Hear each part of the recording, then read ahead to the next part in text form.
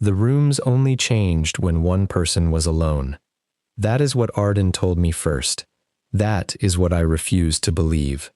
And that is why, for almost 2 full days after I knew she was right, I never let myself be alone in a room. She thought I was following her because I had finally decided to protect her. She thought I was standing in doorways, trailing her to the bathroom, sitting on the edge of the bed while she packed, keeping her in sight because I understood what the house had been doing to her. That is not true. I was not protecting Arden. I was keeping the rooms small. That is my statement, Deputy. My name is Ren Calloway. I am 32 years old. I live in Raleigh, North Carolina. I work as a set carpenter for a regional theater company, which means I build rooms that are not rooms for a living. I know how walls sit. I know how forced perspective works. I know what a 5-foot bathroom looks like. I know what a 12-foot kitchen looks like from a table. I know what a window should show depending on which wall it is installed in. That knowledge made me confident. Then it made me useless. Then it made me afraid. You said to start from the beginning, so I will. Arden and I got to Ocracoke on Thursday the 6th. We took the ferry from Hatteras. The rental was a cottage called Tidemark, listed on Airbnb, owned by a woman in Raleigh named Gail Schenk. 2 bedrooms, 1 bathroom, kitchen, living room, screened porch. Old place, built in the 40s, renovated in 2011 according to the listing. Wood siding, raised foundation, about 1.5 blocks from the beach. Soundside, nothing remarkable. Cute, if you like old coastal houses that smell a little like salt even after being cleaned. Arden picked it because of the porch. We arrived around 4 in the afternoon. The key was in a lockbox on the front post. The house was cold when we opened it. Not weather cold, exactly. Closed house cold. The kind of cold that tells you nobody has breathed inside a room for a week. It smelled musty and salty and faintly of old wood. I turned on the heat. Arden opened windows to air it out. We unpacked. We went to the Thai place on the Harbor Road for dinner. We came back. We watched something on my laptop because the television was smaller than the listing made it look. Then we went to bed. Normal first night. Nothing to report. Friday was fine. We walked the beach. Had lunch at the sandwich shop near the ferry dock. Drove around the village. The weather was cold. Low 50s and overcast. But not unpleasant. We knew the storm was coming. It had been tracking all week. We had planned for it. Food. Candles. A deck of cards. 2 books each. Movies downloaded on Arden's tablet. The idea was simple. 2 days stuck inside together, while a storm hit the island. Cozy, dramatic in a safe way. The kind of weekend that makes you feel domestic without having to actually deal with your real apartment, your real bills, your real laundry. At around 6 Friday evening, I got the ferry alert on my phone. Operations suspended as of 8 p.m. due to storm conditions. Service to resume when conditions allowed. Route 12 on Hatteras was already flooding in the low spots. There is no bridge to Ocracoke, ferry or nothing. We were on the island for the duration. The storm hit around 10. The wind came first. You could hear it crossing the sound before it reached the cottage, building from a low hum into a roar over maybe 20 minutes. Then the rain started. Rain on that house sounded like gravel thrown on a tin lid. The power went out at 10:40. I had the candles ready because I plan for things. I want that on record. I am the kind of man who brings a camp stove to a rental cottage because an app says there is a storm coming. I bring extra batteries. I check locks. I know where the flashlight is. I measure spaces by eye. I make plans because plans make rooms feel manageable. We lit the candles and sat on the couch in the living room. Arden leaned against me. The candlelight threw long shadows up the walls. The wind found the corners of the cottage and made different notes through them. Low along the north side, higher around the porch, a thin whistle near the kitchen window. It was beautiful. That is the strange part. Before it became frightening, it was beautiful. We went to bed around midnight. The power was still out. The storm was loud but steady, the kind of noise that puts you to sleep once you stop listening to it as information and let it become texture. We slept. Saturday morning, the storm was still going. Power still out. I made coffee on the camp stove in the kitchen. Arden and I sat at the table and watched rain hit the windows. The yard had maybe 3 inches of standing water across it. The sound beyond the back fence was chopped white. The live oaks bent hard in the wind. The cedars moved in the opposite way, stiffer, like they were resisting rather than bending. Saturday morning is when Arden first said something. She had gone to the bathroom. I was in the kitchen washing the coffee mugs. She was gone maybe 5 minutes. When she came back, she stood in the doorway and said, "Ren, does the bathroom look right to you?" I turned off the faucet. "What do you mean?" "I don't know. Like dirty? Broken?" "No. Like bigger." "Bigger how?" She rubbed her arms, though the heat was on and the room was warm enough.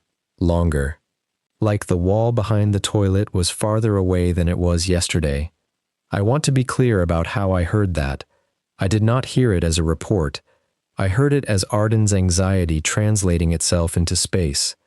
Arden processes stress through her body and her environment. I am not saying that to diminish her. I love her. She knows I love her. But when she is anxious, rooms feel wrong to her. Ceilings feel low. Hallways feel tight. Air feels thick. She will say things like the walls are closing in, or the room feels too loud, when what she means is that something inside her is moving too fast. I have known that about her for 4 years, so I responded the way I usually respond, seriously, but with a gentle reality check. I went to the bathroom. It was a small bathroom in an old rental cottage. Toilet, pedestal sink, tub with a shower curtain, window above the tub looking out at the side yard. The wall behind the toilet was where a wall behind a toilet in a 5-foot bathroom should be. I know what 5 feet looks like. I build sets. I frame walls. I hang flats. I can eyeball 5 feet within an inch or two. I came back and told Arden it looked normal. She nodded. Okay. She dropped it. We played cards for a couple hours. The storm continued. Around noon, Arden went into the back bedroom to get a sweater from her suitcase. The back bedroom was the smaller room, the one we were not sleeping in. Twin bed, dresser, sliding closet door, east-facing window toward the sound. Arden's suitcase was on the bed. She came back without the sweater. "Ren, come look at this." I followed her. The room looked ordinary to me. What am I looking at? The window. I looked. Through it, I saw the flooded backyard, the live oak, the fence, and beyond the fence, the gray chop of the sound. What about it? That's not what it showed when I was in here. What did it show? The front, the road, the ditch, the front of the house. I looked at her. Arden. No, don't do that voice. I'm not doing a voice. You are. I just mean, maybe you got turned around. The house is small. The rooms are laid out weird. The storm makes everything darker. You probably... Ren. I know which direction the sound is. I can hear the sound. The sound is behind the house. The window was showing the front. I took a breath. Okay, but I'm looking at it right now, and it's showing the backyard. Because you're in the room. I remember that clearly. It was the first time she said it that way. Because you're in the room. What does that mean? It means when I was alone, it was wrong. I said nothing. When I was alone, she said again. The window showed the front. When you came in, it showed the back. I did not take it seriously. I need to be honest about that. I did not take it seriously because I had a framework, and the framework was available and familiar. Storm, isolation, old house, power outage, anxious girlfriend, spatial language. My framework was, Arden is frightened, and the house has become the shape of that fear. I thought the best thing I could do was stay calm, stay close, and not feed the anxiety by treating it as external. I am telling you this because I want you to understand that my response was not cruelty. It was care. Wrong care. But care. The storm was at its worst Saturday afternoon. Between 2 and 6, the wind had to be 50 or 60 miles an hour, maybe more in the gusts. The whole cottage shook. Rain hit sideways. Things struck the roof. Branches, probably shingles from neighboring houses, something that rolled down one slope and clattered into the gutter. Arden did not go into any room alone for the rest of the afternoon. I noticed. I did not comment. We played cards, read, ate sandwiches for dinner. The power came back for about 8 minutes around 5, long enough for the refrigerator to hum and the microwave clock to flash, then went out again. Saturday night, we went to bed around 10. The storm had weakened slightly, the rain was still hard, but the wind had dropped. Arden fell asleep first. I lay awake, listening to the house. Old houses make sounds in storms, creaks, pops, settling knocks, the kind of sounds that become footsteps if you are afraid, and lumber if you are not. I fell asleep around 11. I woke at 2:17 a.m. I know the time because I checked my phone. Arden's side of the bed was empty, cold. She had been gone a while. I got up and went through the house. Kitchen, empty. Living room, empty. Back bedroom, empty. The bathroom door was closed. I knocked. Arden? From inside, she said, "Don't come in. Are you okay?" "Don't come in, Ren. Not yet. Just wait." I stood in the hallway in the dark with the small LED flashlight in my hand. Through the door, I could hear fast breathing. Arden's panic breathing. I'm going to open the door. No, if you open it, it will stop, and you won't see it, and you'll tell me I'm imagining it. I need you not to do that right now. I need you to wait. So I waited. 3 minutes, maybe. The storm moved around the house. Rain hammered the roof. Somewhere under the floor, the pipes ticked. Then Arden opened the door. She was pale. She was holding her phone. Her hands had a fine tremor in them, and her jaw was shaking like she was cold, though the hallway was warm. I took a picture. She showed me. The photograph was dark, phone flash in a small room. It showed the bathroom, toilet, pedestal sink, tub, shower curtain, and behind the toilet, the wall. But the wall behind the toilet in the photograph was not 5 feet from the door. It was 15, maybe more. The little bathroom had stretched backward into a long, narrow room, the toilet sitting close in the foreground, and the back wall far beyond it, small and flat and wrong. I looked at the photograph, then at the bathroom. I stepped inside. The wall was where it always was, 5 feet. I touched it. Drywall. Solid. Cool. I looked at the photo again. I said, phone cameras can distort small spaces. Wide-angle lenses. Arden took the phone from my hand. She walked to the kitchen, sat at the table, and did not speak to me for the rest of the night. I made tea on the camp stove and put a mug in front of her. She drank it. We sat at the table until dawn. On Sunday morning, the storm was still going but weaker. Steady rain, wind maybe 30. The yard had 6 inches of standing water. The road out front was flooded. Power still out. Around 7, Arden spoke. I want you to do something. Okay. I want you to go outside and stand in the yard. I'm going to go into the back bedroom alone. I'm going to take pictures of the window, then I'll call you. You'll come inside and take your own pictures from the same place. Then we compare. I agreed. I put on my rain jacket and boots and went outside into the flooded yard. I thought, honestly, that this would help. I thought the comparison would show her the pictures were the same and that maybe she would be able to let the idea go.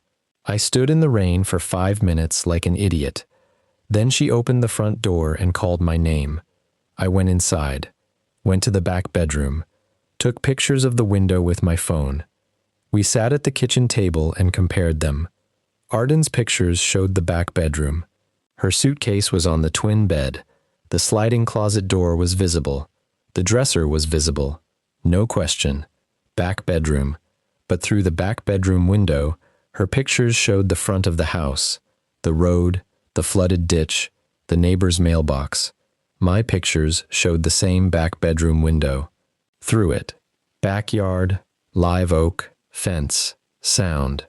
I looked at the pictures for a long time. Then I said, "You took these in a different room."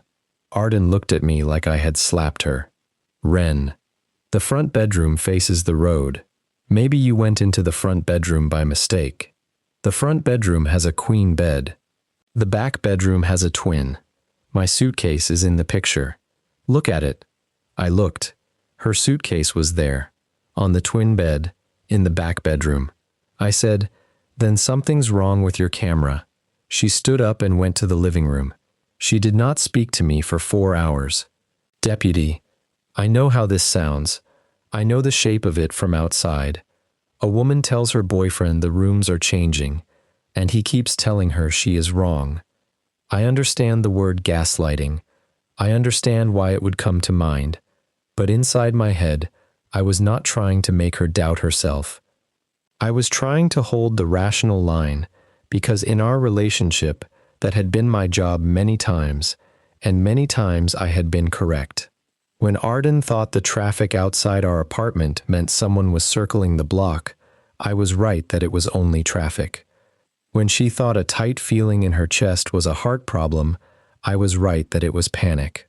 When she thought a work disagreement meant her supervisor hated her, I was right that it was just a work disagreement. I had a track record. I trusted it.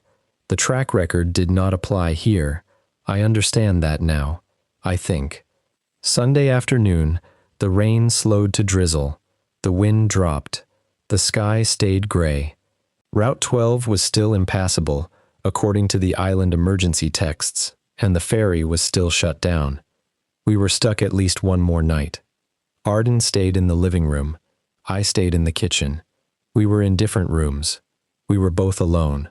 This is the part I did not tell her. Not then. Not Monday. Not even when she called 911. I was sitting at the kitchen table reading around 3 in the afternoon. The light was flat and gray.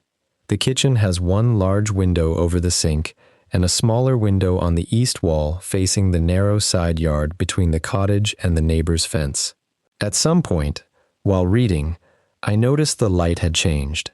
Same gray, same storm-diffused quality, but the source felt farther away, like the window had moved back.